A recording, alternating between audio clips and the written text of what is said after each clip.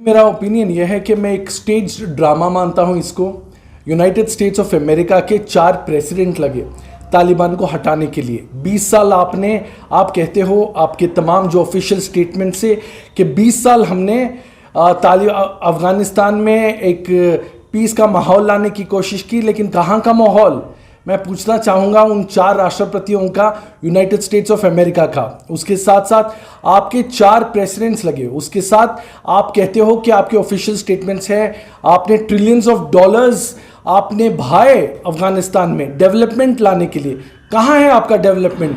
क्या 20 साल बस ऐसे ही चले गए जहाँ पे आपने हुकूमत तालिबान को हटाया और फिर वापस तालिबान आ गया, और उसके साथ साथ जो आपके C-17 ग्लोब हाउस ट्रूपर्स हैं वापस आने लगे? जो बाइडेन से मैं सवाल करना चाहूँगा।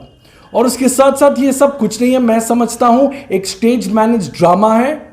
कैसे जो प्रेसिडेंट है अफगानिस्तान के, गनी को आप भगा सके हेलीकॉप्टर के साथ, कार के साथ, वो लाखों के डॉलर्स लेकर जाते हैं और आपको कुछ नहीं पता। कहाँ है यूनाइटेड स्टेट्स का जो इंटेलिजेंस है, सेंट्रल इंटेलिजेंस है, CIA है, कहाँ है? मेरा सवाल ये भी है रशिया से, चीन से, कि वो करना क्या चाहते हैं। और उसके साथ साथ जो तालिबान की बारे में आप बात करते हो, जो तालिबान जो एक सेक्स स्लेवरी को पहुंचाता है महिलाओं की, और उसके साथ साथ जो लोगों का कत्ल करता है बंदूक के जरिए, हथियार के जरिए, जो तालिबान जो एक हुकूमत लाना चाहता है, लेकिन जमहूरियत में ऐसा कैसे हो सकता है? इस्लाम का फरमान यहाँ पे कैसे है? अगर आप एक शरिया लॉ को मानते हो तो तालिबान से सीधा सवाल है कि एक शरिया लॉ आप एक AK-47 को रख के कैसे ला सकते हो? उसी के साथ साथ इस्लाम में क्या सिखाया जाता है? अगर आप किसी की एक जान लोगे तो आप इंसानियत की जान ले रहे हो। अगर आप एक जान बचाओगे तो आप तमाम इंसानियत की जान बचाने के जैसे है। लेकिन यहाँ पे हमें मानना चाहिए लकुम दीनुकुम वलियुद्दीन, हमारा दीन हमारे साथ, आपका दीन आपके साथ। अगर आपको अफगानिस्तान में निज़ाम मुस्तफ़ा लाना है तो कहाँ है आपका शरिया? आप बेगुनाह लोगों का कत्ल करके कोई शरिया नहीं ला सकते। और उसके साथ साथ जो मैं तमाम बातें जो सुन रहा था, जो प्रवक्ता हैं, जो स्पोक्सपर्सन हैं तालिबान के, कि आप महिलाओं का आदर करेंगे, उनको हुकूमत में जगह देंगे, और उसके साथ साथ आप स्पोक्सपर्सन भी रखेंगे, लेकिन कहने में और करने में बहुत फ़र्क है। जैसे अंग्रेजी में कहते हैं action speak louder than words. तो हम देखेंगे कि क्या एक्शन होते हैं। और जो तालिबान का एनवॉय है जो मिलने गया है यूनाइटेड नेशंस को, तो यूनाइटेड नेशंस का भी हम देखना चाहेंगे। जो यूनाइटेड नेशन इजराइल फिलिस्तीन के मामले में चुप्पी रखता है, वो यूनाइटेड नेशंस क्या करेगा? क्या फिर यूनाइटेड नेशंस घनी जैसे एक पपेट रहेगा अफगानिस्तान के मामले में? तो ये तमाम सवाल मैं पूछता हूं एक मुसलमान होने के नाते, एक हिंदुस्तानी होने के नाते। मेरा सवाल है यूनाइटेड नेशन से, मेरा सवाल है जो राष्ट्रपति हैं यूनाइटेड स्टेट्स के, जो बाइडेन से भी मेरा सवाल है, और उसके साथ साथ जो घनी हैं, जो हुकूमत को छोड़ के चले गए, कि उनका कहना था कि काबुल हैज़ फॉलन, तो उनकी क्या रणनीति है? क्या वो सिर्फ एक पपेट रह जाएंगे? तो ये मेरा सवाल रहेगा जी। सबसे पहले जो मैं समझता हूं कि हिंदुस्तान के जो तमाम जो भाजपा सरकार के जो प्रवक्ता हैं, उनका ये कहना है कि वो तमाम कोशिश करेंगे, जो भी हिंदुस्तानी हैं अफगानिस्तान में, चाहे वो हिंदू हो, सिख हो, या फिर दूसरे अन्य लोग हो। लेकिन सवाल तो ये बनता है मेरा मोदी जी से, मोदी जी क्या आप अफगानिस्तान के जो मुसलमान हैं उनको आप CA के जरिए आप सिटीजनशिप दोगे? यही सवाल है हमारा आपसे। और उसके साथ साथ आप क्यों सिर्फ सिख को, हिंदुओं को जगह दे रहे हो? क्यों नहीं आप मुसलमानों को भी देते? वहाँ के बहुत सारे तमाम जो मुसलमान हैं, जो अफगानी हैं, हमने देखा कि कितना शर्मनाक माहौल है, दर्दनाक माहौल है। हम इतनी ज़्यादा तादाद और भीड़ देख रहे हैं जो लोग आना चाहते हैं, और एक आध लोग की तो मौत भी हो गई जो बहुत ही कोशिश किए थे प्लेन चढ़ने की, लेकिन बहुत शर्मनाक है, अफसोस की बात है। तो मोदी जी से मैं कृपया करके ये कहना चाहूँगा कि मोदी जी अगर आप देख रहे हैं तो आप धर्म को मत देखिए, इंसानियत को देखिए, और जो तमाम लोग हैं उनकी मदद कीजिए। सिर्फ हिंदुओं की नहीं, सिर्फ पारसी और सिखों की नहीं, सिर्फ ईसाइयों की नहीं, मुसलमानों की भी। जी हाँ, बिल्कुल ये ओपिनियन कहा जा रहा है कि जो मैं तालिबान के जो स्पोक्स पर्सन को सुन रहा था वो बताए जा रहे थे कि एक निज़ाम मुस्तफ़ा होगा और शरिया लॉ के हिसाब से अफगानिस्तान आगे बढ़ेगा, और जो तब्दीली है ये तब्दीली और अच्छे काम को लाएगी, बेहतर डेवलपमेंट को लाएगी। और उनका ये कहना भी था जो हामिद करज़ाई नहीं कर सके, जो घनी साहब नहीं कर सके, वो अब की तालिबान लाएगी। इन तालिबान से मेरा बस यही कहना है कि अगर आप एक फोटो अपॉर्चुनिटी करते हो, अगर आप प्रेसिडेंशियल पैलेस को जाते हो, कृपया करके आप तमाम लोगों को अपनी जो हथियार हैं हटाइए, अमन सुकून पीस की बात कीजिए। अगर आप इस्लाम की बात करते हो तो इस्लाम ऐसा मजहब है जो आतंकवादियों के सख्त खिलाफ है, क्योंकि आतंकवादियों का मजहब सिर्फ और सिर्फ आतंकवाद है और इस्लाम से बिल्कुल भी जोड़ा जाना नहीं चाहिए। तो अगर तब्दीली की बात कहते हो मेरा मानना यह है कि action speak louder than words. आप जो करते हो उस पर निर्भर होता है, कहने से कुछ नहीं होता, आप करके दिखाइए। यूनाइटेड नेशन से जो आपके जो टॉक्स चल रहे हैं, डिस्कशन और मीटिंग्स चल रहे हैं, फिलहाल जैसे हम बात कर रहे हैं, मैं चाहता हूं कि यूनाइटेड नेशंस एक सख्त कदम ले इसके साथ। और जो बाइडेन से भी मेरी अपील है, जो यूनाइटेड स्टेट्स के राष्ट्रपति हैं, कि वो सिर्फ और सिर्फ माहौल जो है, आपने इराक का जो माहौल किया था वो कृपया करके आप अफगानिस्तान के साथ यही मत कीजिए, क्योंकि जो आपकी जियो पॉलिटिक्स है, जो वर्ल्ड पॉलिटिक्स है, जो आप एक पपेट बना के रखना चाहते हैं, आप ये देखिए कि लोगों का यहाँ पे आप नुकसान नहीं पहुँचा सकते। आपको बेहतरी लानी है और ये तब्दीली सही होनी चाहिए। इंडिया की क्या पॉलिसी होनी चाहिए?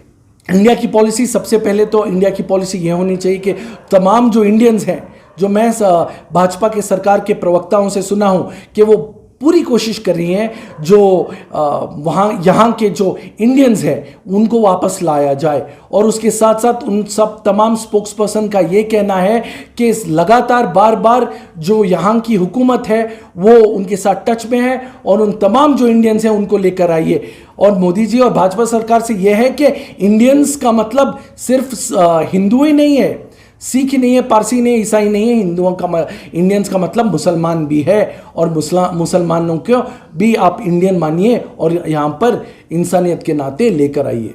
और मैं ये बताना चाहूँगा कि तालिबान को अगर आप लोग देख रहे हैं तो तालिबान इस्लाम की मद्देनज़र धन के साथ जोड़िएगा नहीं। तालिबान की एक सियासत हुकूमत है, उसके पीछे हम जानते हैं कि जॉर्ज बुश जो थे, जॉर्ज वॉकर बुश सीनियर थे, जॉर्ज बुश जूनियर थे, उनके ज़माने से हम देखते आ रहे हैं। तालिबान को कंस्ट्रक्ट करने वाला कौन है? यूनाइटेड स्टेट्स ऑफ अमेरिका है, और ये तो बात सब जानते हैं। तो अमेरिका की जो सियासत है, जियोपॉलिटिक्स है, उसे हमें मद्देनज़र रखना चाहिए और उसको अनमास्क करना चाहिए। ये जो पर्दा आप सियासत का डाले हुए हो, जो बाइडेन और जो तमाम अमेरिका की हुकूमत है, उसको हटाइए और सोचिए समझिए।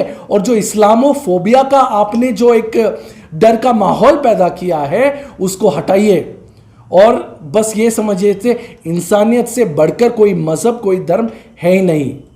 जी, ये मेरा मानना है और ये मेरा कहना है।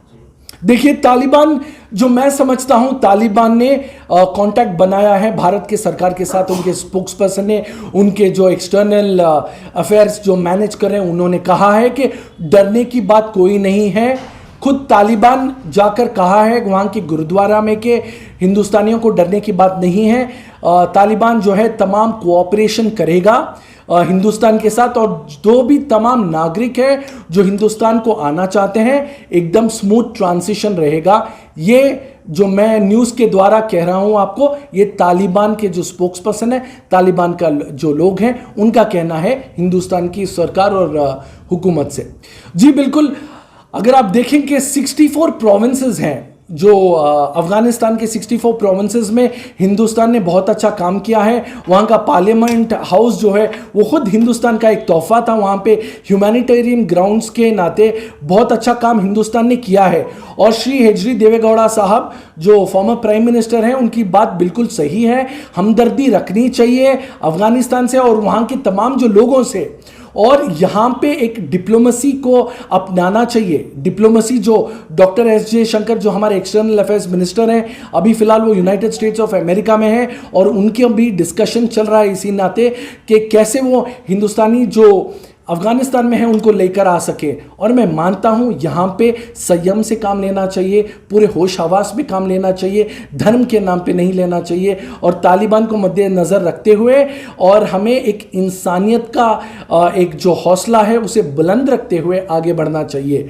और तमाम जो लोग हैं, बहुत सारे हैं यहाँ पे जो देख रहे हैं जियोपॉलिटिकल वर्ल्ड में, मैं समझता हूँ कि अपनी पॉलिटिक्स आप अपने नज़र रखिए, लेकिन यहाँ पे इंसानियत की बात है और आप इंसान होने के नाते आप इंसान बनिए और सही कहिए। जैसे एक महान और बहुत ही मशहूर शायर ने कहा है कि ना हिंदू बनेगा ना मुसलमान बनेगा, इंसान की औलाद है, इंसान बनेगा।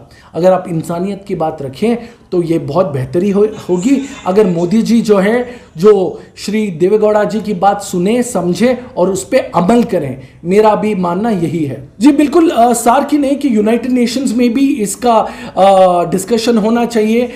मैं मानता हूं कि जो यूनाइटेड नेशंस में अभी जो 2 तालिबान के एनवॉय पहुंचे हैं, वहां पे उनका डिस्कशन चल रहा है, और तालिबान का कहना अब तक ये है कि हम पूरी तरह से, हम हर तरह से कोऑपरेट करेंगे यूनाइटेड नेशंस के साथ। तालिबान का कहना यह भी है कि वो जो भी होता है, जो भी तमाम मुल्क हैं, जो मुल्क के लोग हैं अफगानिस्तान में जो वापस जाना चाहते हैं, उनका वो पूरा कोऑपरेशन करेंगे। लेकिन मैं मानता हूं कि कहने में और करने में बहुत अंतर है। तालिबान ने जो बात बताई है उसको, उस पर अमल करना होगा, इस बात पे। और एक बात, तालिबान जो इस्लाम का जो हुक्मरान बन रहा है, मैं ये मानता हूं कि बंदूक के मद्देनज़र आप इस्लाम का रहनुमा नहीं बन सकते। आप जितना भी कहें शरिया लॉ ये है जहां पे इज्जत के साथ, आदर के साथ, महिला हो या पुरुष हो, दोनों का हक बराबर है, दोनों को इज्जत बराबर नवाजी जानी चाहिए। और उसके साथ आपको, अगर तालिबान का अगर आप एक प्रिज्म देखें, एक बायोस्फीयर देखें, हम जानते हैं कि जिस तरह का एक डर का माहौल था, एक आतंकवाद का माहौल था। मैं मानता हूं अगर तालिबान का अगर यही माहौल चलता रहा तो यूनाइटेड नेशंस को एक सख्त कदम लेना चाहिए, और इंशाअल्लाह अफगानिस्तान में बेहतर माहौल होना चाहिए। एक मौका भी उन्हें भी देना चाहिए, ऐसा लग रहा है आपको, सख्त कदम लेने से पहले, कि भाई उनका इंतजार करें कि वो कैसे हुकूमत बनाएंगे, चलाएंगे। सबसे पहले तो मैं ये कहूंगा कि तालिबान का जो पिछला ट्रैक रिकॉर्ड रहा वो बिल्कुल भी सही नहीं था। उसके मद्देनजर जो 4 राष्ट्रपति आए, ट्रिलियंस ऑफ डॉलर्स खर्चे, ट्रूप्स लगाए, ऐसा बिल्कुल नहीं था। मैं मानता हूं कि बंदूक के नाते कोई सियासत चल नहीं सकती। यूनाइटेड नेशंस का जो फैसला है वो सरांग को पर रखकर मानकर आगे बढ़ना चाहिए।